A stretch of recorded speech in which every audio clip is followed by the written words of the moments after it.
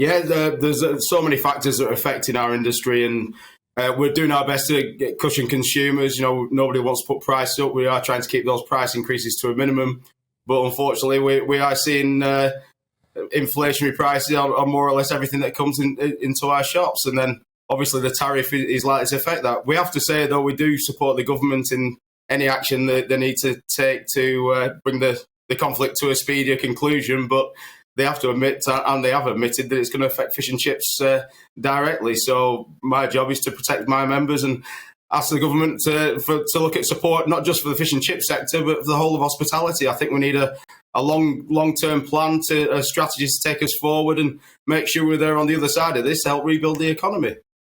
Very true. And I'm sure lots of our viewers enjoy fish and chips, particularly on a Friday. Is there a sign that people are buying less? Has this had an impact on sales?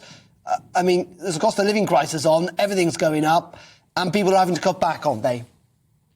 Yeah, well, we are aware of that, and that's why we're trying to cushion consumers. But we have so many options, and shops are looking at alternative species. Shops are looking at different options. So we've got sausages, we've got pies. You know, there are other options there. But so far, I think consumers are sticking with fish and chips. It's still a great value meal when you compare it to other meals. So I think we've still got a special place for the nation's heart, and I think the dish of fish and chips will survive. But what we need to do is make sure that the shops that are paying the staff well, providing the good jobs, are the ones that make it through. Because at the moment, with the current way VAT is levied on hospitality, it's the good operators, the ones that invest in the business, the ones that use environmentally sound packaging, that are under the most threat. So we're asking government to just have a look at the way things are, taxes levied on us, and try and work with us, and let's come up with this strategy to take things forward.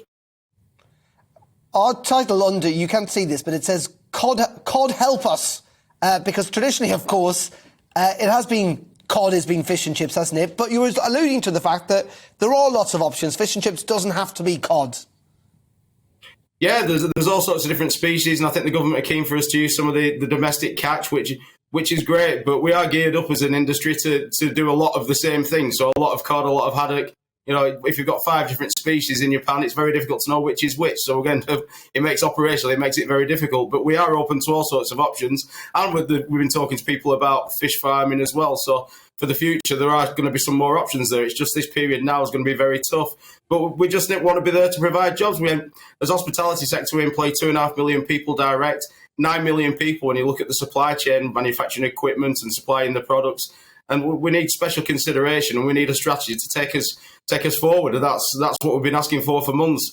DEFRA have been great listening to us, as have BAYS and HMRC, but so far nobody's acted on it. And the longer this goes on, the more pain my members are under, and the rest of hospitality are under. So we ask for urgent action, and you know, we just need this support. We need this plan.